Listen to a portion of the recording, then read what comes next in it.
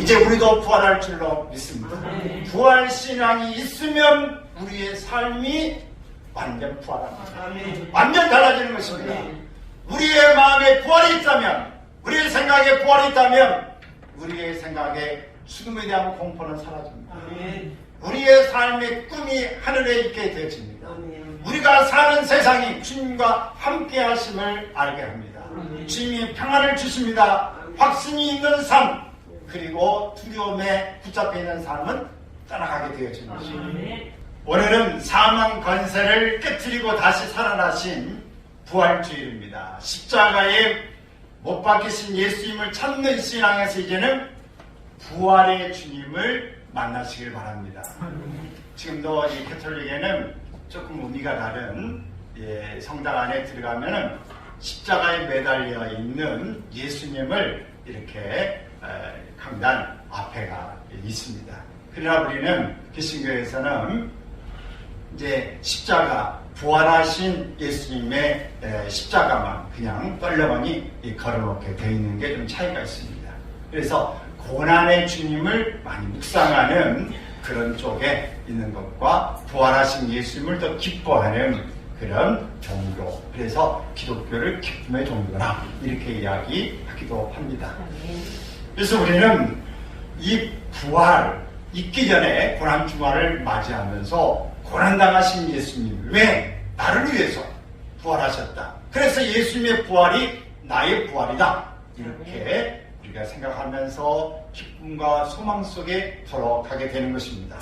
예수님은 고린도전서 15장 3절 4절에서 말씀하신 것처럼 성경대로 우리를 위해 죽으시고 성경대로 사흘 만에 다시 살아나셨다. 예수님께서 죽음의 권세를 이기시고 부활하셨다고 하는 이 소식은 인류 역사상 가장 기쁜 소식입니다.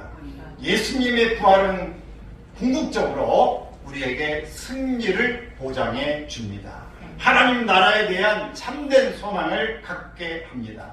예수님의 부활로 인해서 우리의 실패와 절망 가운데 있는 게 아니라 승리와 희망찬 인생을 살게 해 주시는 것입니다. 본문은 예수님이 부활하셨다는 사실과 부활하신 예수님을 만난 사람들의 마음에 일어난 변화의 역사를 증언하고 있습니다. 우리 똑같습니다. 예수님이 부활하셨다는 사실을 듣고 그 사실을 믿는 사람과 믿지 않는 사람이 있습니다. 그 사실을 분명히 똑같은 자리에 들었는데 똑같은 걸 봤는데도 불구하고 믿는 사람이 있고 안 믿는 사람이 있고 의심하는 사람이 있더라 하는 겁니다. 안식 후 첫날에 이른 아침에 막달라 마리아가 무덤에 갔습니다. 예수님의 시체에 향이라도 발라드리고자 간 것입니다. 그런데 무덤은 열려있고 경비병들은 온데간데가 없습니다. 예수님의 시체도 보이지가 않았습니다. 원수들이 시체를 가져갔다고 생각한 마리아는 서름과 슬픔에 가득 찼습니다. 그래서 황급히 베드로와 요한에게 이 사실을 알려주었습니다. 두 제자는 이 소식을 듣고 급히 무덤으로 달려갔습니다. 무덤 안에는 세마포 옷이 놓여져 있었고 머리를 쌌던 수건도 다른 곳에 그대로 놓여 있었습니다. 제자들은 돌이 무덤에서 옮겨진 사실, 무덤이 비어있다는 사실, 시체를 쌌던 세마포와 수건이 가지런히 놓여있는 사실을 통해 초자연적인 사건이 일어났구나 라고 하는 것을 직감하게 되어집니다. 그러나 그들은 예수님이 죽은 자 가운데서 반드시 살아난다고 하는 예수님의 말씀을 아직 알지 못했습니다. 이제 부활하신 예수님을 통해서 어떤 축복을 경험했는지를 살펴보므로 우리도 더 확신에 찬 부활의 소식으로 들어가 보겠습니다. 문제는 슬퍼하는 자에게 기쁨의 축복을 주신 것입니다. 두 제자는 집으로 돌아갔지만 마리아는 그냥 돌아갈 수가 없었습니다. 마리아는 무덤 밖에서 계속 울고 있었습니다. 울면서 마리아는 너무 아쉬워서 다시 무덤 속을 들여다보았습니다. 그런데 무덤 속에는 흰옷 입은 두 천사가 있었습니다. 한쪽은 다리 쪽에, 한쪽은 머리 쪽에 앉아 있었던 것입니다. 천사들이 마리아에게 이렇게 묻습니다. 여자여, 어찌하여 울으냐? 마리아는 사람들이 내 주님을 옮겨다가 어디에 두었는지 내가 알지 못하나이다. 그리고 뒤로 돌아섰을 때 예수님께서 서시는 것을 보았지만 예수님인지는 미처 깨닫지 못했습니다. 예수님도 이렇게 마리아에게 말합니다. 여자야, 어찌하여 울며 누구를 찾느냐? 마리아의 이름을 불러주시겠습니다. 막달라 마리아는 과거에 많은 죄를 지었던 사람입니다. 더러운 7 귀신이 들렸던 여인이기도 합니다. 이때 예수님을 만나서 죄사함을 받고 7 귀신들이 다 축출되는 은혜를 받았던 놀라운 사건을 경험한 사람입니다. 그러나 예수님은 그 여인을 불쌍히 여겨서 다 이렇게 고쳐준 이 사건을 통해서 이 여인은 정말 예수님을 잊어버릴 수가 없었습니다. 말하기 좋아하는 기독교를 비판하는 사람들은 이때에 예수님과 이 막달라 마리아의 어떤 모종의 썸씽이 있었다, 이렇게도 삼류소설을 쓰는 그런 사실도 있지만 전혀 터무니없는 그런 일입니다. 예수님의 용서와 사랑으로 마리아는 새로운 인생을 살게 됩니다. 그러나 예수님이 십자가에 돌아가시자 마리아의 삶은 희망으로 일으켜졌습니다. 마리아는 예수님을 추종하는 인물이 된 것이죠. 그래서 마리아는 예수님을 사랑할 수밖에 없었습니다. 너무 고마워서 너무 은혜에 내가 어떻게 보답할까 하는 생각에 가득 차 있었던 것이죠. 그래서 십자가에 돌아가신 예수님을 끝까지 지켜본 여인, 또 부자인 아리마대 요셉이 자기의 새 무덤에 예수님을 장사 지낼 때에도 그곳에 따라가서 예수님의 누인 그 무덤을 보았던 사람이기도 합니다. 사람이 죽는다는 사실은 우리를 근본적으로 슬프게 합니다. 여러분, 정말 견디기 어려운 그런 슬픔 가운데 하나가 남편이 죽었거나 아내가 죽었을 때고 자녀가 죽었을 때입니다. 이런 부모가 죽었을 때, 정말 가장 가까이 있는 사람이 죽었을 때가 가장 슬픔이 높다고 그럽니다. 특별히 사랑하고 존경하는 사람이 죽었다고 하는 이 괴로움과 슬픔이 큰 이 마리아에게 있어서 예수님의 시체라도 붙잡고 실컷 울고 싶은데 시체마저 없어졌으니 더욱 슬퍼진 것입니다. 마리아의 슬픔이 표면적으로는 예수님의 시체가 없어진 것처럼 보여지지만 그 중심 속에 들어가면 예수님이 죽었다는 사실이 슬픈 것입니다. 여러분, 우리는 겉으로 드러나는 것이 정말 가장 슬프고 이유인 것 같지만 더 깊이 속으로 들어가 보면 다른 이유가 있는 게 많습니다.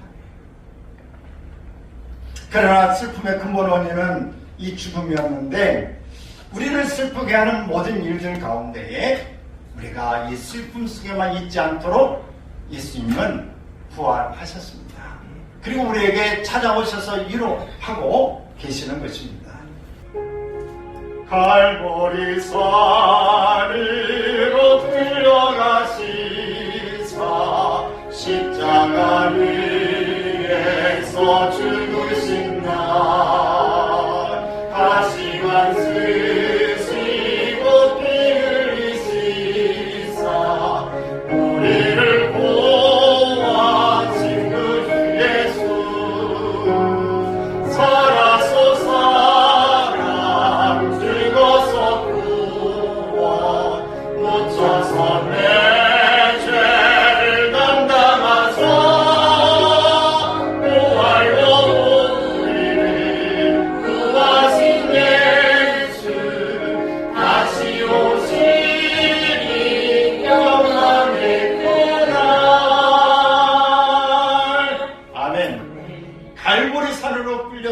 십자가에서 죽으신 날 가시관 쓰시고 피 흘리시사 우리를 구하신 구주 예수님. 이 마리아는 그 광경을 보았기 때문에 그 슬픔에 겨워 있으면서 너무 힘드시고 괴로웠던 마지막 장면을 기억하고 있을 것입니다. 우리 많은 사람들은 과거에 좋았던 기억도 가지고 있지만 마지막에 봤던 기억이 가장 생생하게 남아있는 것입니다. 그러면 마리아에게 있어서는 슬픔이 겹겹이 쌓여 있습니다. 그것도 십자가에서 피 흘리며 고통 속에 절규하였던 예수님의 모습을 보았기 때문에 그렇습니다. 사랑하는 여러분, 여러분은 죽음의 슬픔 속에 있습니까? 예수님은 울고 있는 마리아에게 찾아오셔서 그리고 울음을 그치고 거두라고 말씀하셨습니다. 인생의 근본 슬픔을 위로하시고 기쁨을 주실 분은 부활하사 죽음의 문제를 해결하신 예수님밖에 없음을 믿습니다. 아멘. 울고 있는 모든 인생에 기쁨을 주실 분은 부활하신 주님밖에 없는 것입니다. 아멘.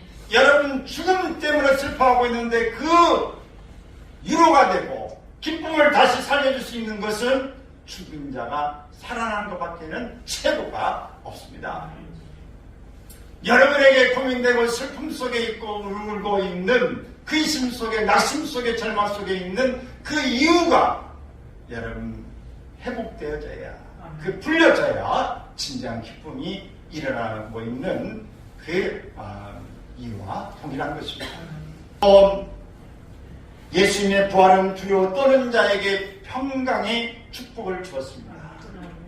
19절에 있는 말씀을 같이 봅니다. 이날 곧 안식 후 첫날 저녁 때에 제자들이 유대인들을 두려워하여 모인 곳의 문들을 닫았더니 예수께서 오사 가운데 서서 이르시되 너희에게 평강이 있을지어다 말씀합니다.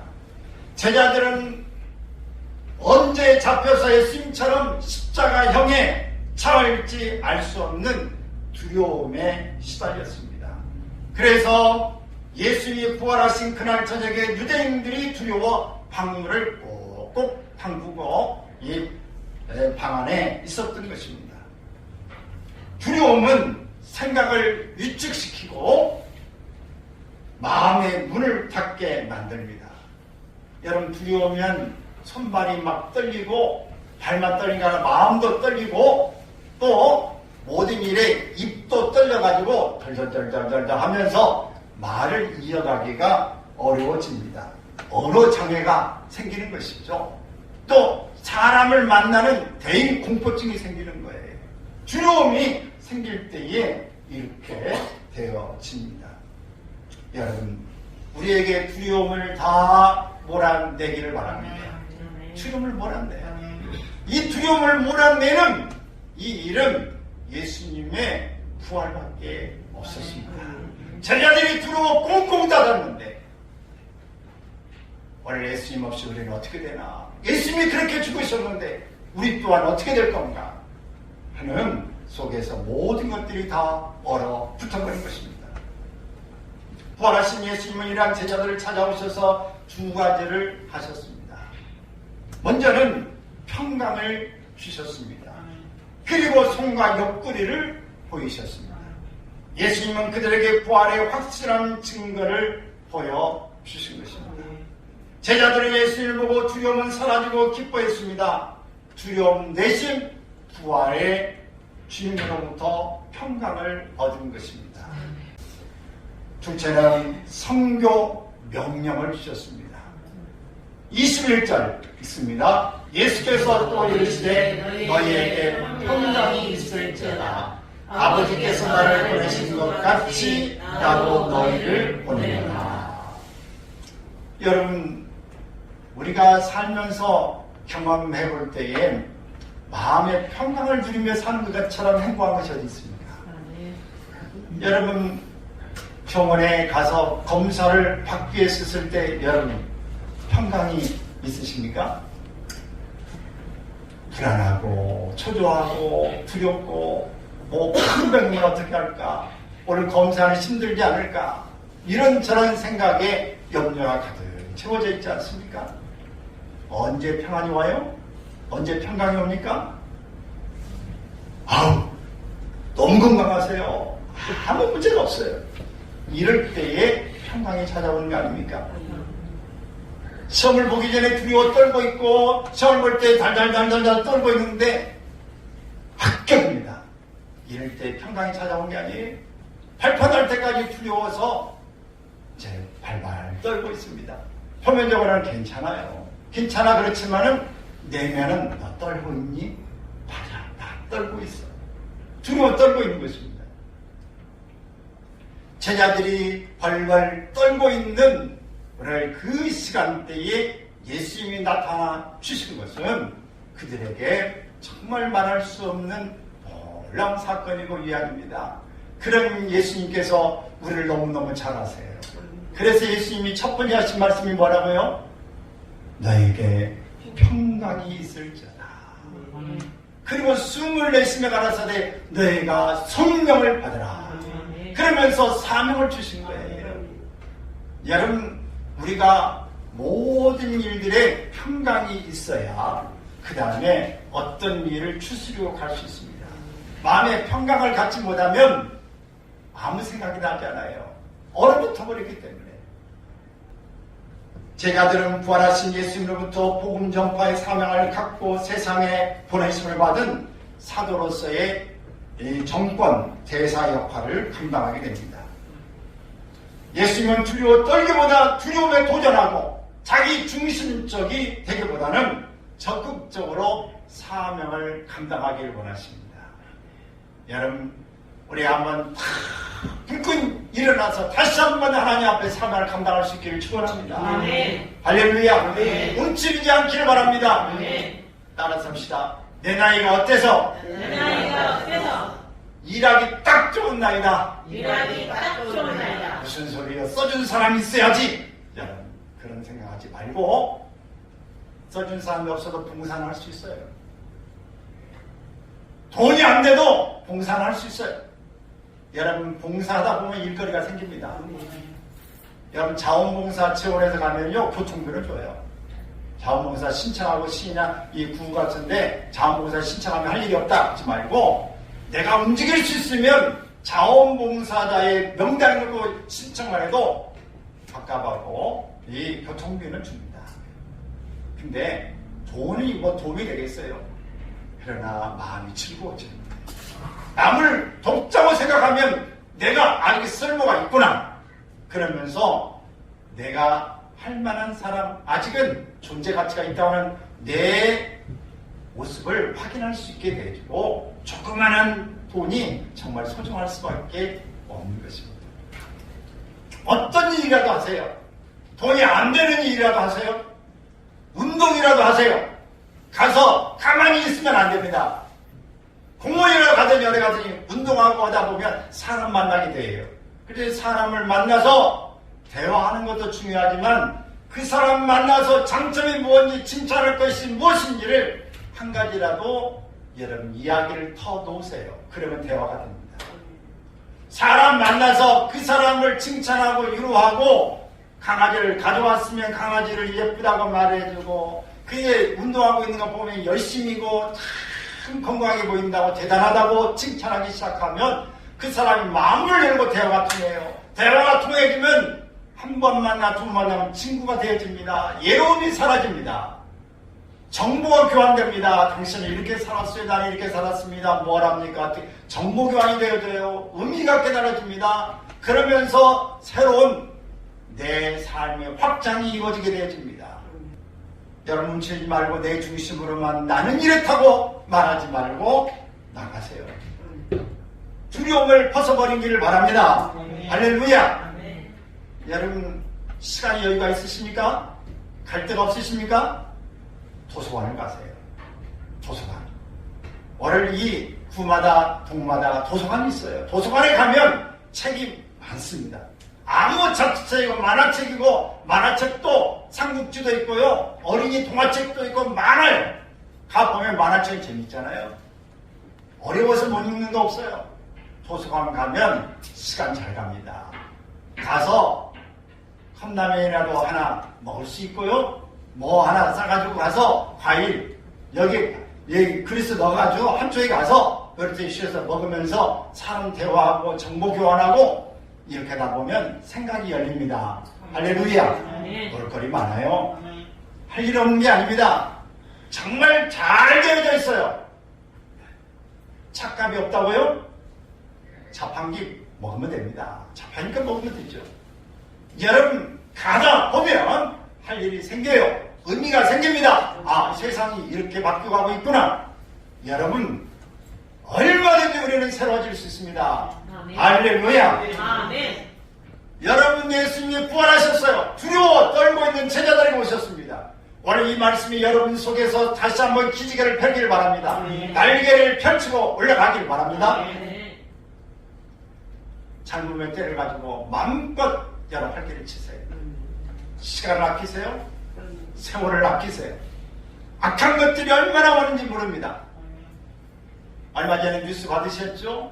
우리나라의 청소년들에까지 마약이 판을 치고 있어요. 그래서 이 컵에 음료수라고 새로 나온 거라고 신제품이라고 말하면서 학원가 앞에서 이 마약이 든 그 음료수를 마시게 하고 부모들에게 부모 전화번호 알려달라고 부모에게 말해서 당신의 아들이 마약을 먹었습니다. 돈을 보내세요. 소문내기 전에. 이런처럼 정말 이루 말할 수 없는 눈 뜨고 코베가는 세상이에요. 등 뜨고 간 빼내가는 이 세상이 내로부터 와 있는데 지금도 얼마나 험악한지 모릅니다. 여러분 두려워하지 말고 오늘 하나님 앞에 믿음을 가지면서 자신만만하게 내가 정직하게 성실하게 열심히 뭔가를 도전하고 나갈 수 있기를 바랍니다. 방콕하지 말고 게임에 몰두하지 말고 파랑방탕하게 지내지 말고 꿈을 펼치고 하나님 주신 세계에 내게 주신 재능을 가지고 마음껏 여러분들이 세상을 향해 나아가기를 바랍니다.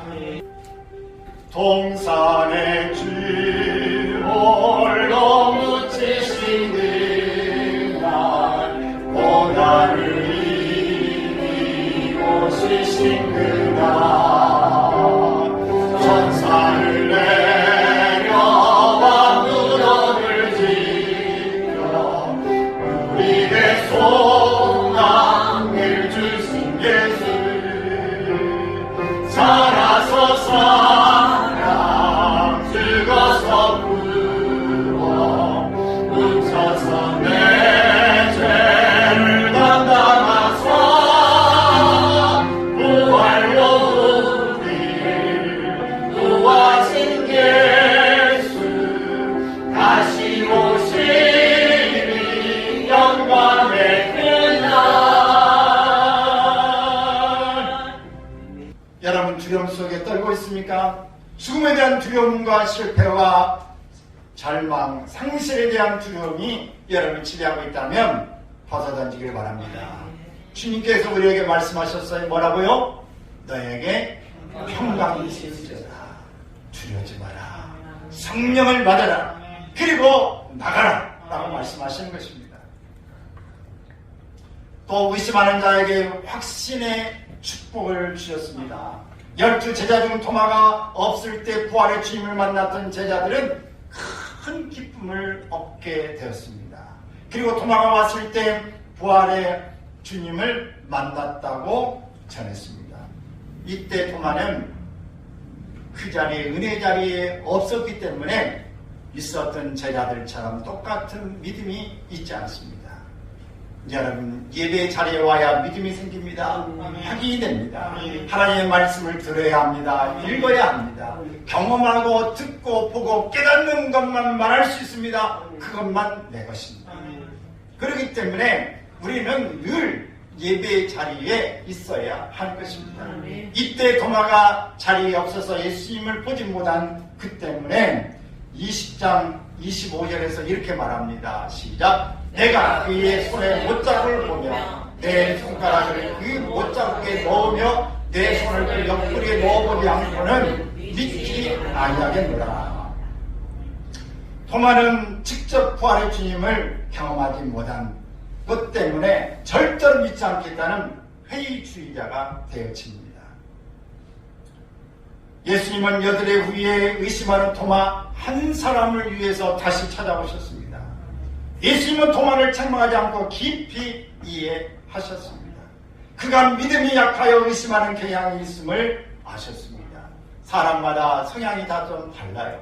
의심이 많은 사람, 뭔가 시간이 가면서 확인하고 또 확인해야 믿어지는 사람도 있고, 어떤 사람은 누가 말하면 다짜고짜 믿어버린 사람이 있고, 어떤 사람은 말 안 해도 내가 알아서 찾아가서 믿어버리려고 하는 사람도 있습니다. 여러분 성격마다 다양한데 이 토마처럼 이런 성향을 가진 사람을 예수님은 한 사람도 놓치지 않습니다. 미워하지 않습니다. 그냥 왕따시키지 않습니다. 찾아오셔서 그의 마음대로 원하는 대로 확인시켜 주시게 됩니다. 도마야, 이리 와서 못 박힌 손자국, 네 손에 못잡을 만져봐라. 옆구리에 창자국을 만져봐라. 오! 맞네. 맞아. 이것을 확인해 보시려면 대전지구촌교회 유튜브에 찾아가면 부활하신 예수님의 연극이 되어 있습니다. 그 장면을 보시면 확인할 수 있습니다. 이때 예수님은 이렇게 27절에서 말씀합니다. 시작. 믿음 없는 자가 되지 말고 믿는 자가 되라. 주님은 보지 못하고 믿는 자가 복된 자라고 말씀하셨습니다. 이후부터 도마는 의심의 구름이, 의심의 안개가 사라지고 절대적인 믿음의 사람이 되었습니다. 의심하는 사람 더디 믿는 것 같으지만 한 번 믿으면 아주 맹신하게 됩니다. 확신하면 그때부터는 굽히지 않습니다.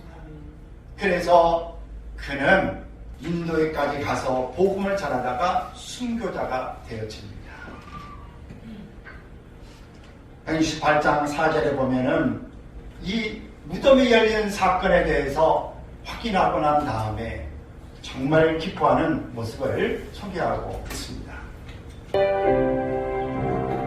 무덤 위에 술을 못 가는 그날 인모만 귀돌이 굴러간 날 죽음의 권세를 깨뜨린 주님 하늘에 오르신 내 예수 살아서 사람 죽어서 구워 묻혀서 내 죄를 감당하사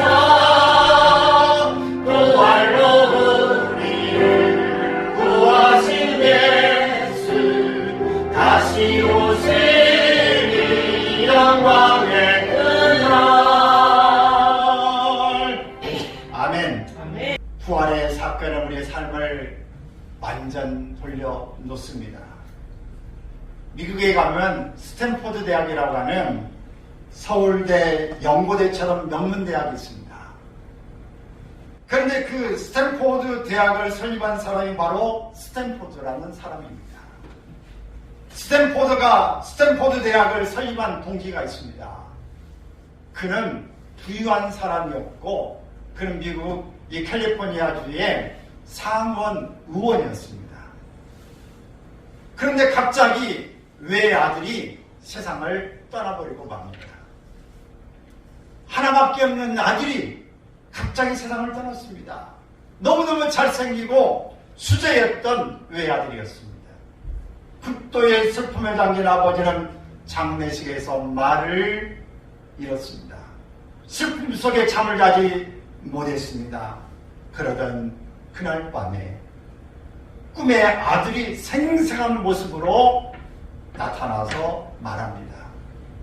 아버지, 저는 부활하신 예수님 곁에 있습니다. 저 대신 청년들을 도와주세요.